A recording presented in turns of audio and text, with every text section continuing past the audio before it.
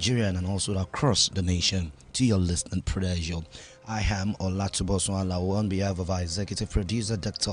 Eminence Apostle Mustafa JP Babashibioba. We welcome you all on board. We'll be giving you the front pages, making the rounds across our nation this morning, and also details will also go straight when we're done giving you the headlines. We'll keep start with couples of nations with us this morning. I have the Daily Trust, I have the Punch, I have the Vanguard. Taiwo, what do you have with you? Okay, with me I have the Daily Independent newspaper, I have the Guardian as well as the Nation newspaper. All right, we'll be kickstarting with one of these newspapers. Let me start with the Guardian newspaper. On the front page of the Guardian newspaper, written boldly that there's a title there on circular economy. It says, worries as e-waste import rises, more Nigerians resort to used items. And that is on the page 6 of the Guardian newspaper, just in case you're interested in that story. It's on the page 6. Reading ahead, I still have on the page 6 of the Guardian newspaper, on minimum wage, NLC fumes as governors move to hijack negotiations. Let me take that again. I beg your pardon. Let me take that again. On minimum wage, NLC fumes as governors move to hijack negotiations. That story is on the page 6, just in case you are interested in that story. Moving ahead, I have on page, still on page 5. Again, customs intercepts 1.6 billion naira worth rifles, military fatigues from Turkey. That story is on the page 5 in case you're interested in that story. Moving ahead, I have rise in imports, that's on business. Rise in import FX rate spikes duty charges by 200,000 naira in 24 hours. The details of that story is on the page 5 of the Guardian newspaper in case you're interested in that story. Moving down to page 4, EFCC accuses public servants of diverting MDS on spent allocations. That's on the page 4 in case you're interested to pick it up to read details. It's on the Guardian newspaper. Moving ahead, school pupil, that's on the Metro page. School pupils swept away, commuters stranded, properties submerged in Lagos, Ogun downpour. That's on the page 6, and there's a picture example on the front page of a flooded area in Lagos. That's what it says on the Guardian newspaper. And the last story I'll be taking on the front page of the Guardian newspaper says, I didn't discuss Kano's release, Obasanjo says. That's on the page 29 of the Guardian newspaper. Okay, we still have more. We have more stories on the front page. I have on page 4 these two stories. You can find them on the page 4. NAC raises tariff for Band A by 1.3% amid calls for reduction. And the second story here says, the second headline here says, Senate rejects a motion to probe security funds used for yacht others. That's on the page 4 in case you're interested in that story. And still on the front page, there's a picture example also on the circular economy. And just in case you're interested, you can pick up the Guardian newspaper to read all of these stories. You can get them there. And that's all I have on the Guardian. Right about now on my desk is the Punch newspaper this beautiful Thursday morning. And let's take a look at some headlines making the round on that page this morning. On the front page of the Punch newspaper this morning on page 3, talking about 10-hour rainfall. Businesses grounded, house collapse. Flood overtakes Lagos with a single rider under that, which says 7 rescued from collapsed building. Flood-induced traffic disrupts movements in Lagos and Ogun State. Away from that, I move straight to page 20 of the Punch newspaper, talking about National Assembly's calls for a government low on budget implementation. We get to know details of that story. 1.5 billion naira oil sector, $1.5 billion oil sector divestment deals completed. According to the federal government, they says 1.5 billion naira oil sector divestment deals completed. Federal government disclosed this. It's on the front page of the Punch newspaper this morning. Away from that, customs intercept 1.6 billion naira military wares rifles from Turkey. It's on page 10 of the Punch newspaper. Now let me move straight to business and economy, where we have the Minister of Labour saying Labour private sector protests as discourse hike tariff again. Father son remanded for allegedly stealing 75 million naira from Lagos firm. That's on Metro News, talking about the city court crime news. It's on page 5. Let me move away from that. I move straight to page 22 of the Punch newspaper, talking about Senate probes $4 billion refineries repairs Azado's diesel imports. Away from that, the last story we'll be taking on the front page of the Punch newspaper says Southeast leaders step up moves to free Nnamdi Kanu. Details is on page 10. And that's all I have on the front page of the Punch newspaper this beautiful Thursday morning. Let me hand over the baton to my colleague. All right. All right, in case you're just tuning in, you are on to Erie 96.1 FM Ibadan. And this is the Morning Rush with Taiwo and Olatnbosun. Do not forget that you can be a part of the conversation. You can be a part of this program by heading up to our Facebook page, by watching us live and dropping your comment at Erie 96.1 FM Ibadan, and the studio line to call in case you have one or two things to say about the headlines as well as the stories making the rounds. You can call the studio line. It is 09056 969961 09056 969961. Okay, right in front of me I have the Daily Independent newspaper, and looking through the front page, federal government unveils a model to realize planned $1 trillion economy by 2030.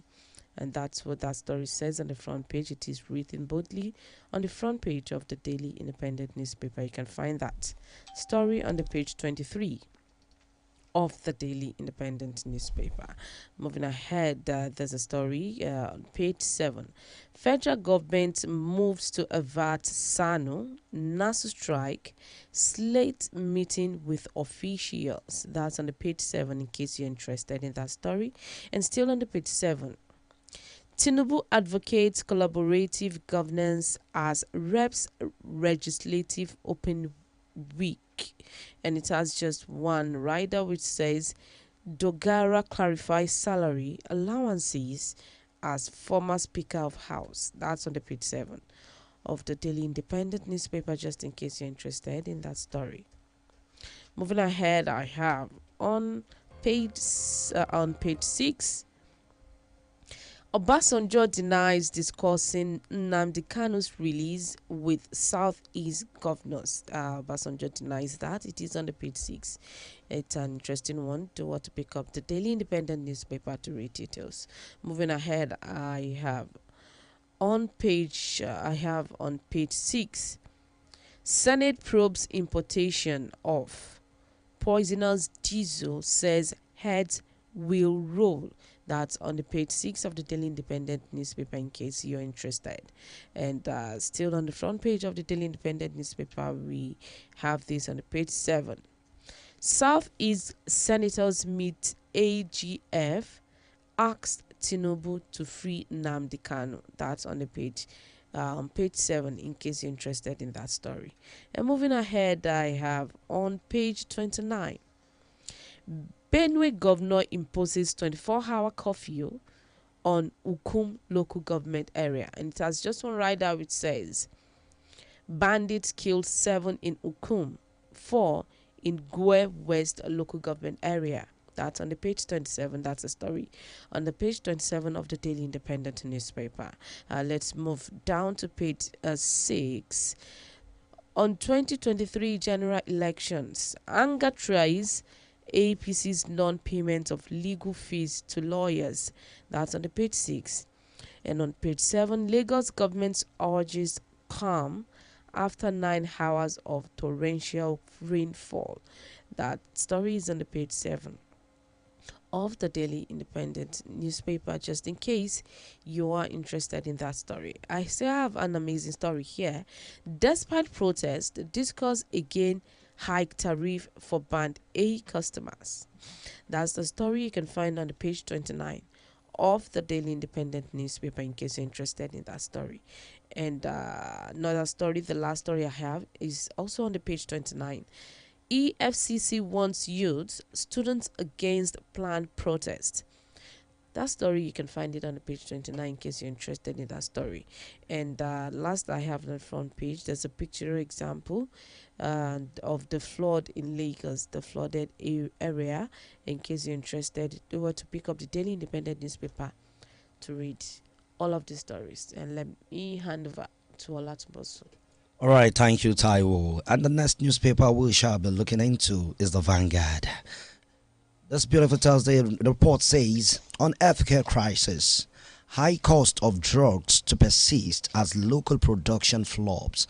It's on page 5 of the Vanguard newspaper. I have couples of writers under that talking about only 25% of drugs consumed in Nigeria produced locally.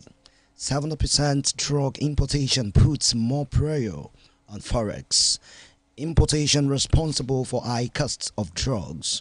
Another writer says pharmaceutical sector is unique. The said special policies disclosed by PMG. Another writer says delete import duty levy to ensure our survival.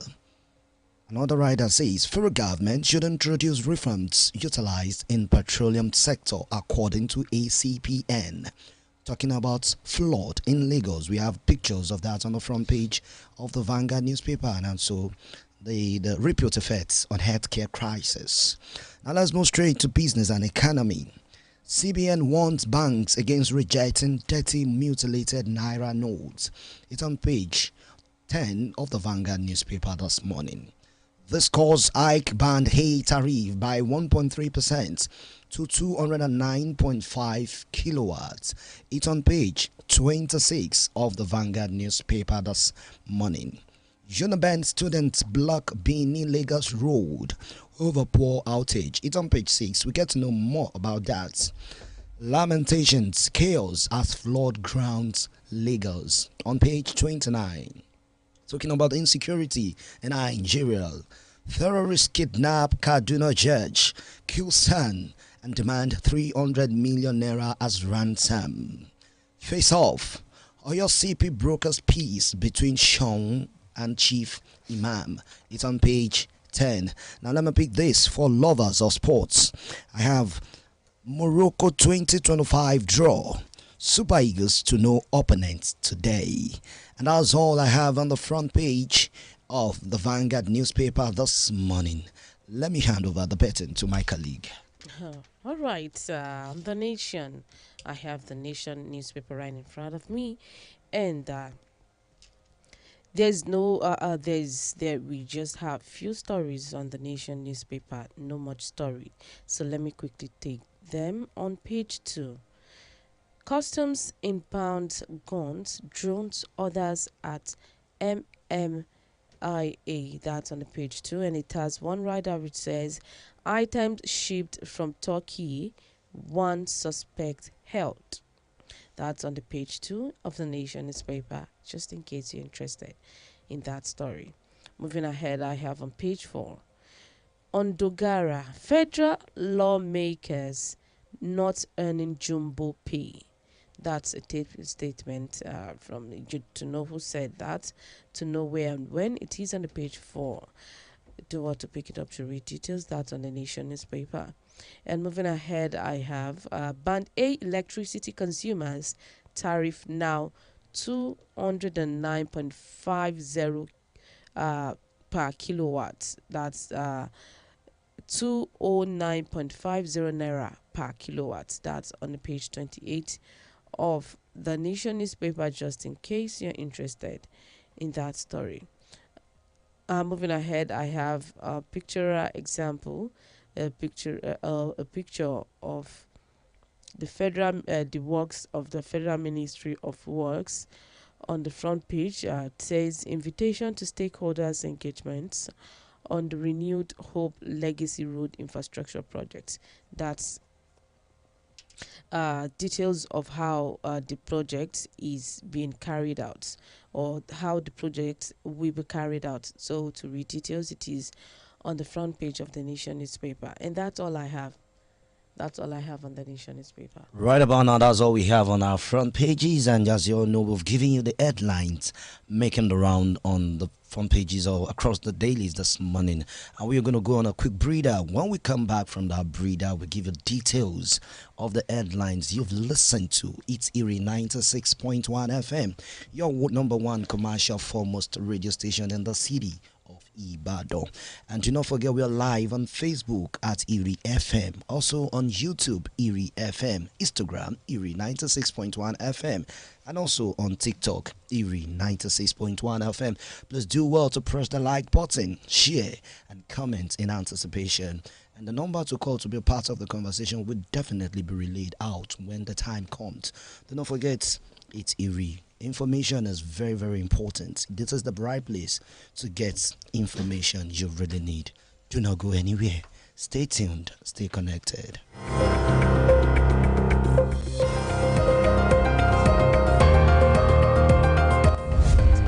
Erie 96.1 FM. We are the king.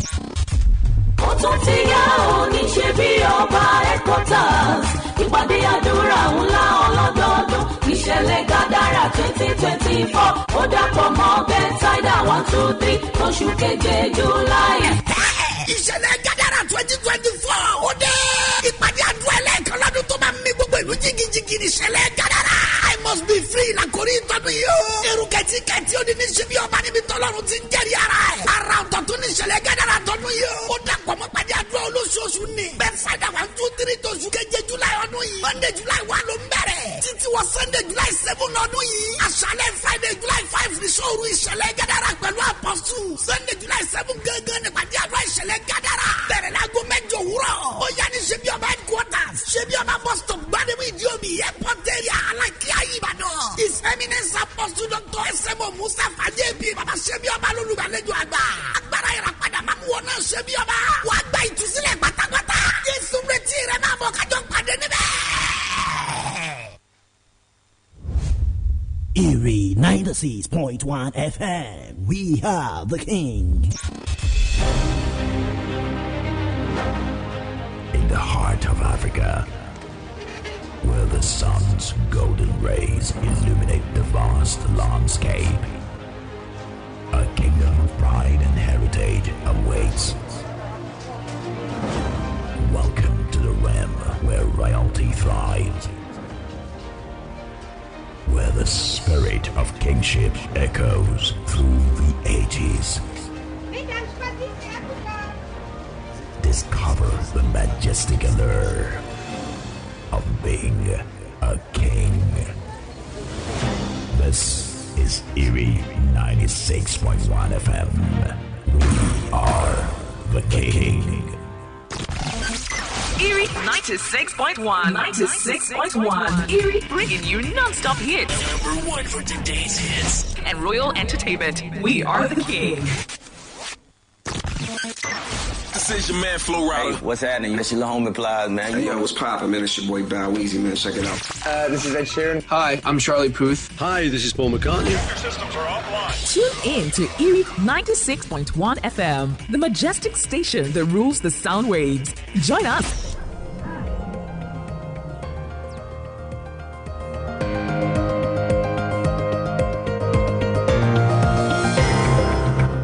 Alright, welcome back from both breeder and a commercial. Anytime we give you details of the headlines making the round this morning, how we kick starting with a punch.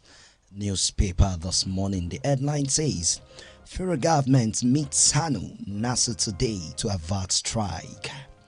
The story reads, the federal government will today on Thursday meet the Senior Staff Association of Nigerian Universities and the Non-Academic Staff Union of Educational and Associated Institutions. The meeting, to be held at the office of the Minister of Education, is aimed at forestalling a strike by the unions. The meeting is coming on the heels of the expiration of the 2-week ultimatum the Joint Action Committee (JAC) of SANU and NASU issued to the federal government to pay their 4 months withheld salaries, or they will shut down universities.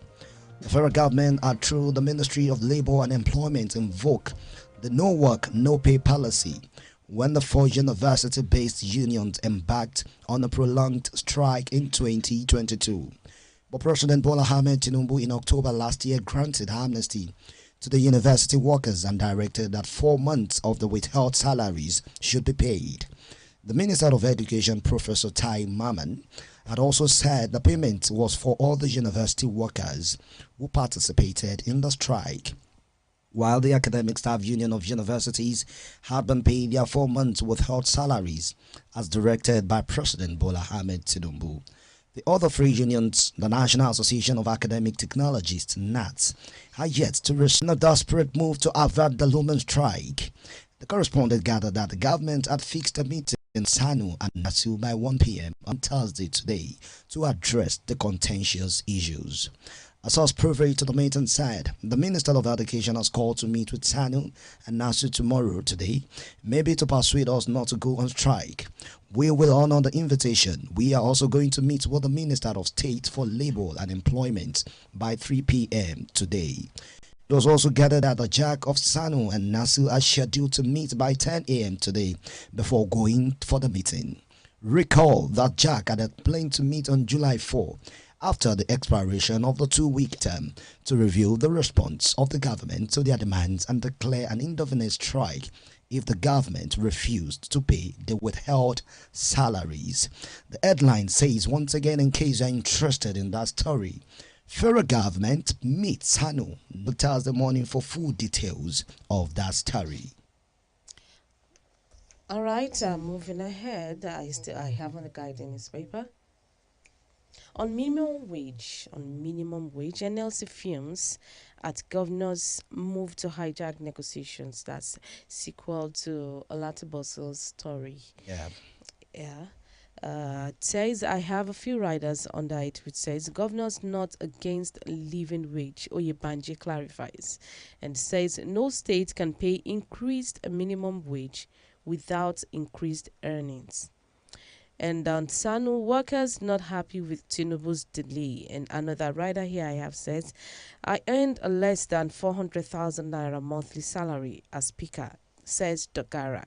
Well, that's a statement from Dogara, and the story reads, the Nigeria Labour Congress NLC has frowned at the unconstitutional and treacherous move by state governors to hijack national minimum wage negotiations. Head of Information and Public Affairs, Benson Upa, who clarified NLC's stance, refusal to let governors influence determination of the minimum wage, said, and I quote, the process for arriving at the national minimum wage comprises 3 parties, which are labor, employers, and government. Now, the government is currently playing a dual role of being an employer as well.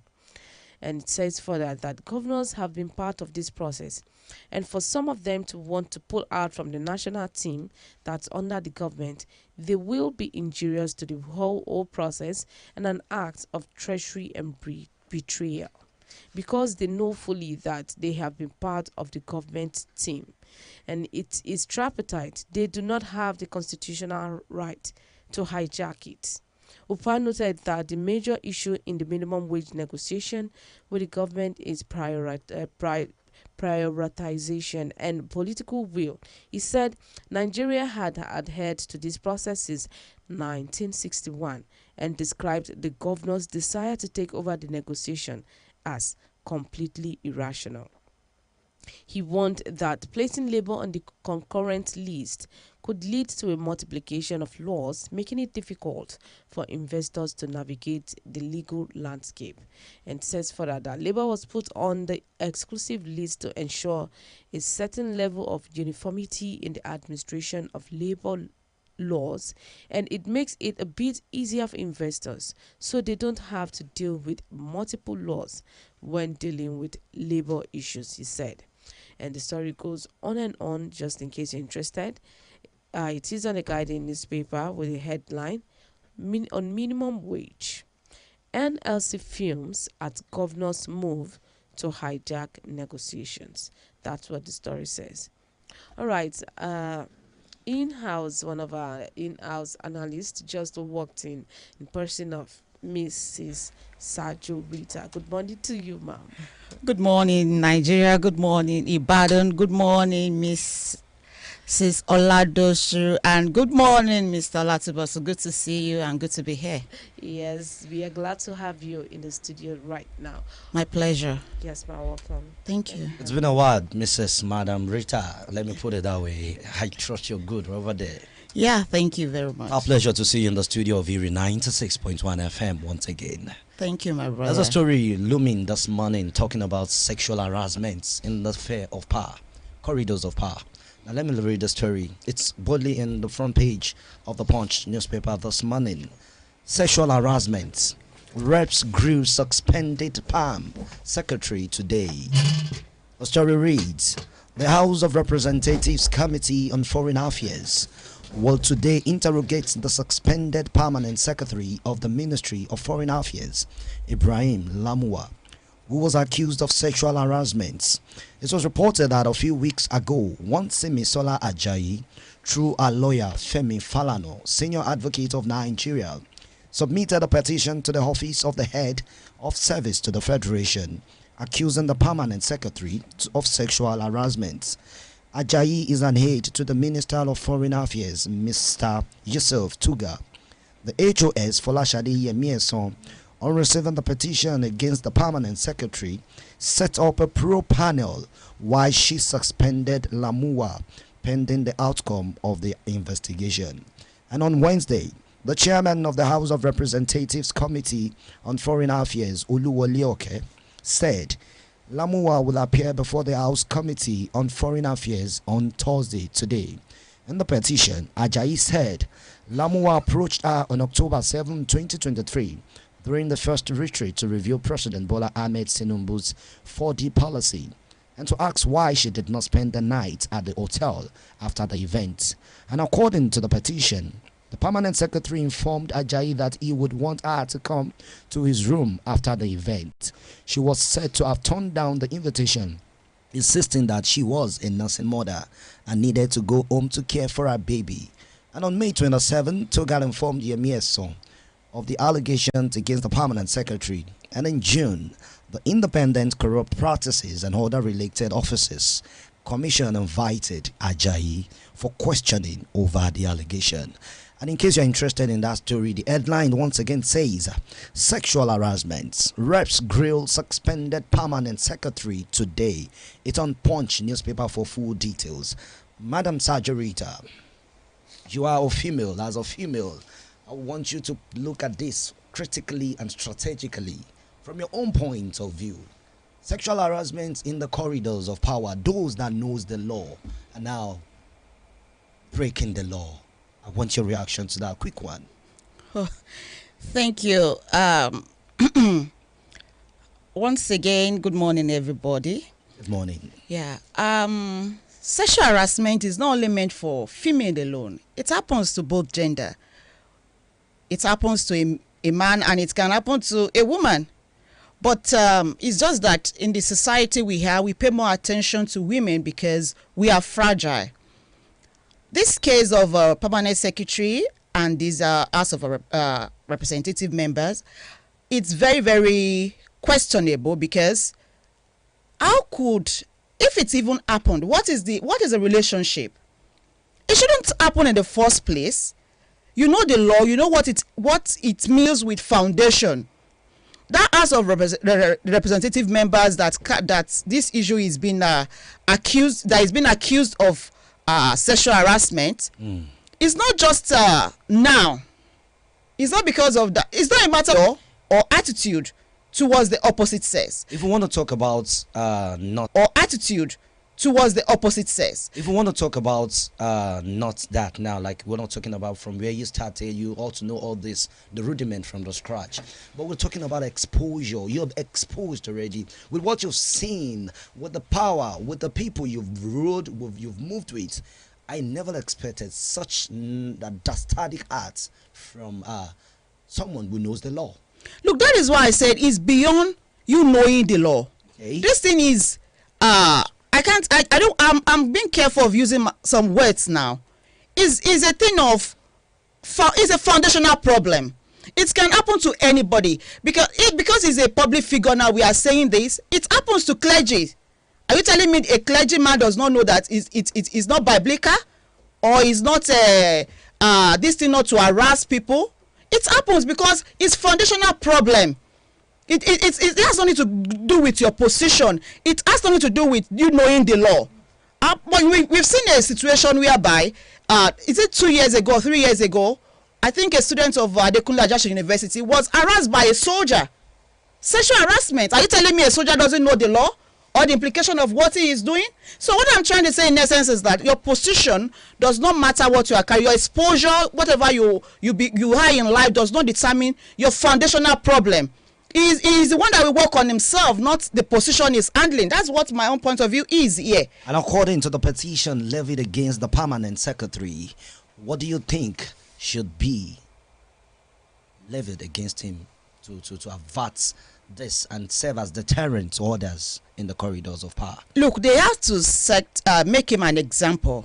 If they invest an example for others, that if you put in in educational system as a lecturer, and those lecturers are being penalized, I don't see reason why he should not be penalized for the actions he has put in place.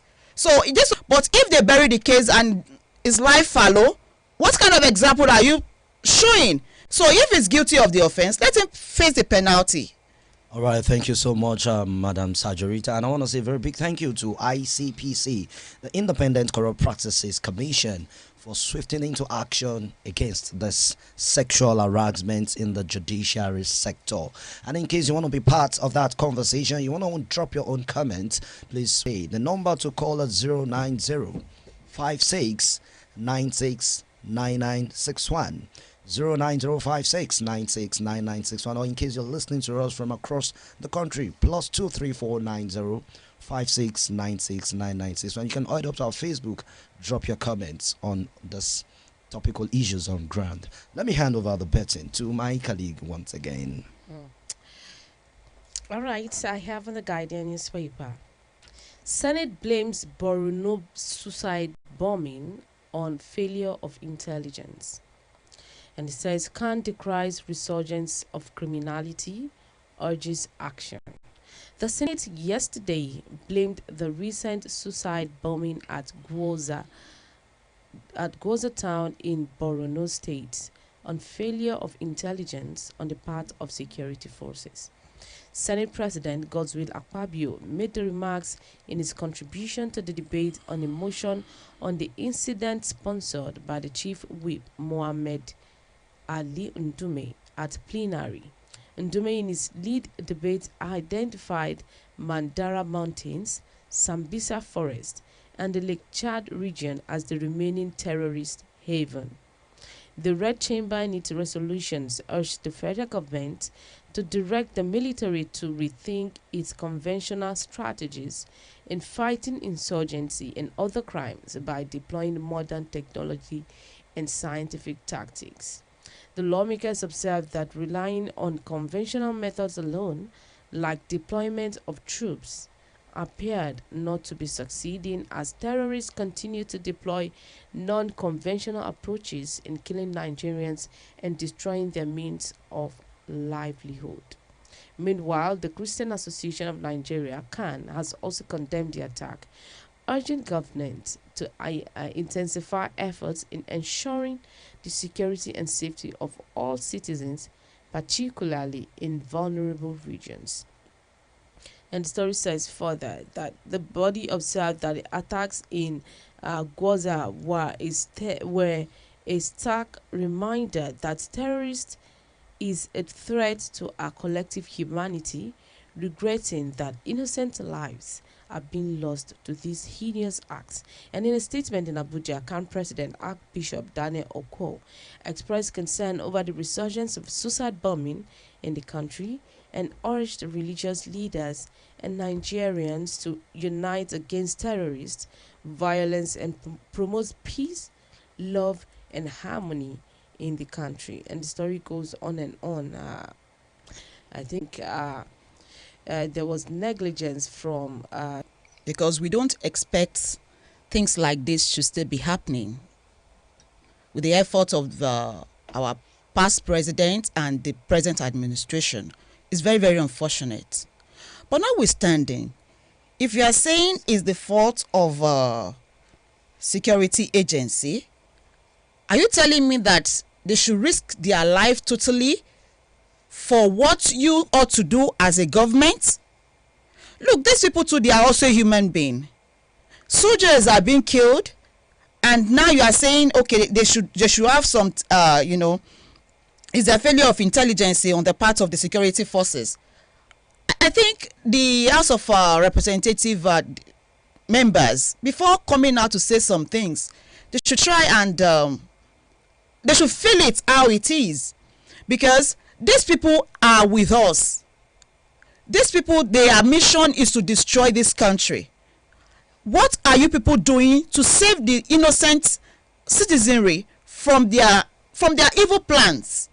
Now you are shifting the blame on the security agency, which is, though we should expect that, because their duty is to protect the citizen. But notwithstanding, what are the equipment that you've provided for them to carry out their job properly? In the process of giving them some equipment or whatever, investigation, modern techniques that you're talking about, are they going to use their own salary? Or security agency that is using his own money to buy uniform and the boot, is it the one that we say, okay, he can carry out some buy some gadgets that will make him to carry out his investigation properly? Forgetting the fact that these people that are committing this act, committing this suicide, they are living within us. So if you are to blame people, we have to correct the impression that it's not only the force security agency, let me put it that way. We citizenry has to be at lookout. So we too should know people that we live with, new people that is in our community. Let's know whom we are living with. Let's know whom is in our community, because some people just enter our streets now. You don't even know them. Everybody is now operation mind your business. So this kind of act should stop now, because we don't need it now. If you know the culture of we Nigerians before now, in 80s, let me put it that way, growing up, I know that you always care for your neighbor. When you don't see your neighbor, you go and knock their gates. We've not seen you this morning. How are you doing? And if you see a new person parking in, we want to know where you are from, your state. You are so welcoming. Nigeria is a welcoming, stay accommodating country. But now the reverse is the case. Everybody is just minding their business, because I can't blame them either.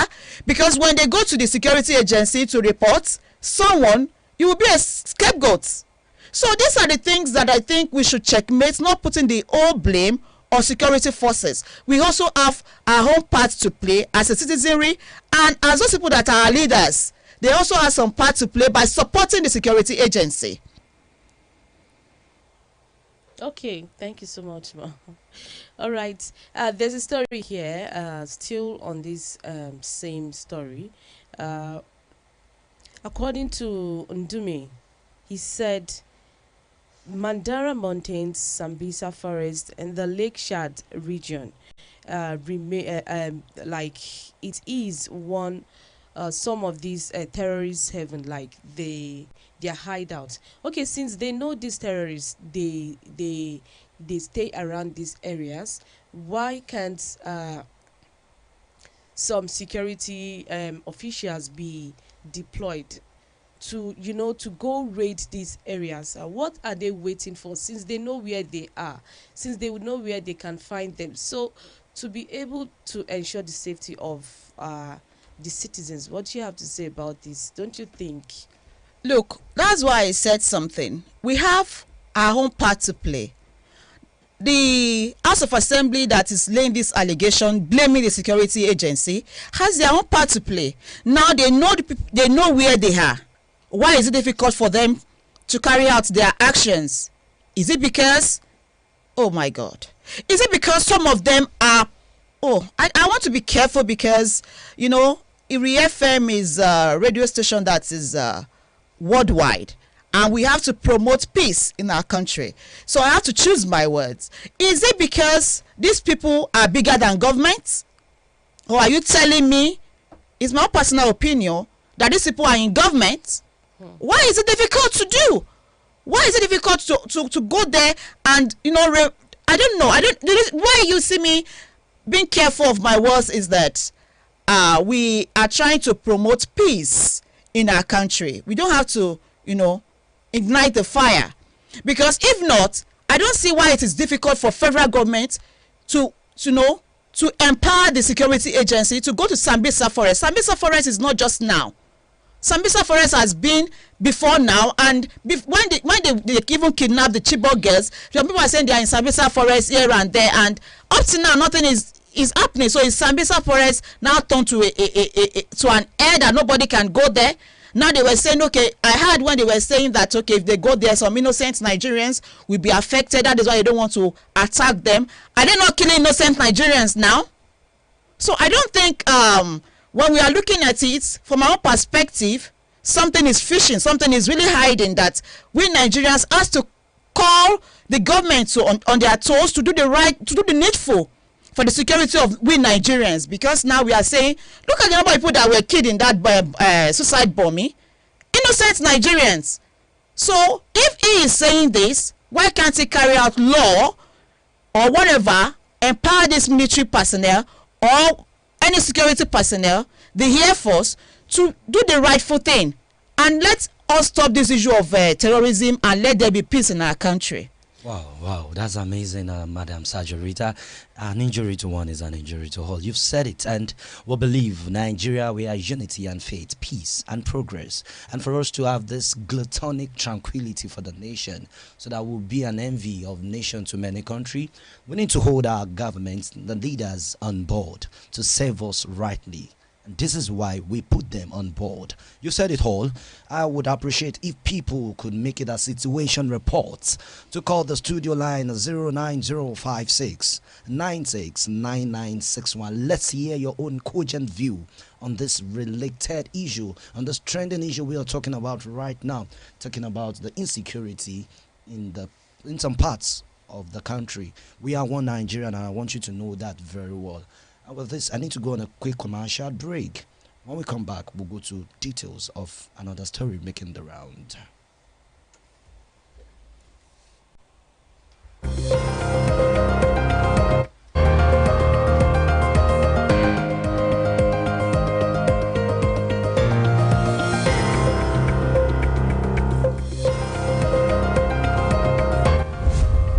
Erie 96.1 FM. We are the king. Ó tún ti yá ò ní ṣe bí ọba headquarters, ìpàdé àdúrà ńlá ọlọ́dọọdún, ìṣẹ̀lẹ̀ gàdára 2024, ó dàpọ̀ mọ́ bẹ́tàìdà 123 oṣù keje July. Ìṣẹ̀lẹ̀ gàdára 2024 ó dé. Ìpàdé àdúrà ẹlẹ́ẹ̀kan lọ́dún tó máa ń mì gbogbo ìlú jìgìjìgì ní ìṣẹ̀lẹ̀ gàdára. I must be free làkórí ìtọ́dún yìí o. Èrò kẹ̀tíkẹ̀tí ó ní ní ṣe bí ọba níbi tọ́lọ́run ti ń jẹ́rìí ara ẹ̀. Ara ọ̀tọ̀ tó ní ìṣẹ̀lẹ̀ gàdára tọdún yìí o. Ó dàpọ̀ mọ́ pàdé àdúrà olóṣooṣù ni. Bẹ́ẹ̀fàdà 123 tó oṣù keje July ọdún yìí. Monday July 1 ló ń bẹ̀rẹ̀. Títí wọ Sunday July 7 ọdún yìí. Àṣálẹ́ Friday July 5 ní sóòrù ìṣẹ̀lẹ̀ gàdára pẹ̀lú àpọ̀sù. Sunday July 7 gángan ní pàdé àdúrà ìṣẹ̀lẹ̀ gàdára. Bẹ̀rẹ̀ láago 8 òwúrọ̀. Ó yá ní ṣe bí ọba headquarters. Ṣe bí ọba bus stop Gbádébù Ìdíòmì airport area Alákíá Ìbàdàn. His Eminence Apostle Dr. S.M.O. Musa Fajebi. Bàbá ṣe bí ọba lólùgbàlejò àgbà. Agbára ìràpadà máa mú wọn náà ṣe bí ọba. Wàá gba ìtúsílẹ̀ pátápátá. Jésù retí rẹ̀ máa bọ̀ kájọ pàdé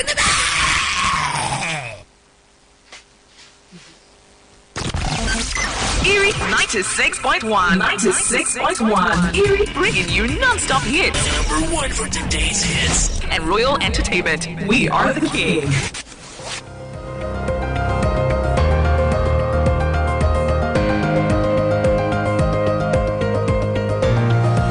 We are glad you're very much with us on Hiri 96.1 FM Morning Rush. We're very glad you're still very much with us on Hiri 96.1 FM, the Morning Rush newspaper review program. And the next story we'll be looking into is the 10-hour rainfall issue in Lagos. It's on page 2 of the Punch newspaper, whereby businesses grounded, house collapses as flood overtakes Lagos. It has a rider. It says 7 rescued from collapsed building. Flood-induced traffic disrupt movement in Lagos and Ogun State. Now, in such a time like this, what do we expect from the government to do in the season? The story reads: 7 rescued from collapsed building. Flood-induced traffic disrupts movement in Lagos and Ogun State. Businesses and commercial activities were grounded on Wednesday following a 10 downpour in many parts of Lagos and Ogun States. The resulting flooding brought down a 2-story building in the Mushin area of Lagos, grounded vehicular movement on the roads and overwhelmed thousands of residents, while pupils could not attend schools in parts of the state. Through the Lagos state government, the rain lasted for 9 hours. In some parts of the state, it started at midnight and did not subside until noon, making it 12 hours. Such places include Bega, Ikeja, Ogba, and in some parts, the rain lasted for 10 hours. Those visitors says Iyano Uwuru, Agege, Ijegun Sherry, Oshun, Bagada, and Lagos Island and Lagos State observed that roads and houses were flooded as a result of long hours of downpour. Other flooded places in Lagos include Songotedo, Ijebuleki, Awoyaya, and Abidjan. It was recorded that the heavy showers, which began around 12 a.m., were blamed for the collapse of a 2-story building on Cameroon Road in the Mushin area of Lagos, injuring 7 people. The permanent secretary of the Lagos State Emergency Management Authority, LASEMA, Olufemi Oke, stated that the 7 victims were rescued alive from the collapsed structure. He attributed the collapse of the newly constructed building to the inclement weather. Non-essential travels due to the unpredictable weather conditions. The LASEMA boss also urged Lagos residents to remain calm and avoid any non-essential travel. In case you're interested in that story, it's on page 2 of the Punch newspaper this Thursday morning. It says 10-hour rainfall, businesses grounded, house collapses as flood overtakes Lagos. Madam Sajarita, talking about this heavy rainfall in the state, in the nation. But right about now, we're taking Lagos State as a case study. What happened yesterday? It's a 10-hour rainfall. Businesses were grounded. Houses were collapsed. Many people were injured. In a time like this, in a season like this, what are the proactive measures the government should put in place in order to save the lives and properties of the masses? Issue of Lagos State, someone like me expect something like that to happen, because early this year there is a weather forecast and they talked about heavy rainfall and that state should be prepared. So I expect something like that to happen in Lagos State. But the only thing is that we don't prepare ahead. We don't prepare ahead. Yes, because there's some things that we should have prepared, towards, so that the damage will not be serious up to this level. Now, when the weather forecast has been made known to the public, what are the preparation for towards it by each state government? Now, Lagos State has case study. Okay. I know Lagos State government, they are doing everything. Governor Sanwo-Olu is proactive in some areas, but it's not in all Lagos State. It just centralized in some particular area of Lagos. And this area that this thing really happens now, they don't know that it will come from that area. Okay? Now, we should expect that we need our drainages open, because all this also contributes to it. When we citizenry, we pour dirt, we block the drainages, and we think that water will flow. If government even play their own part by, opening the canals so that the water will flow very well. Yeah, ease the passage of those debris. Yes. So what is our own contribution as citizens? Are we not even making it complicated? Now when it happens, we call on government. Now, these story buildings that we're talking about now, what is the foundation? Is it solid enough? Is it solid enough? Look, something happened. That was this week when I'm in Ibadan. I observed something, and I was telling someone, I said, see, gradually before you know it, this drainage we turn to something else. Is a new drainage that is being constructed. Construction is still going on, but the rain that happens in Ibadan, you couldn't believe it that drainage has to open, because the sand, the water has been packing the sand, so there is no foundation. Nothing is holding that the new drainage that they are constructing. So now the whole thing opens and the water is on the road. So this kind of thing is also applicable when you are building your own house. What is the foundation? So when this rain comes like that, the whole house collapses. When the foundation is collapsed.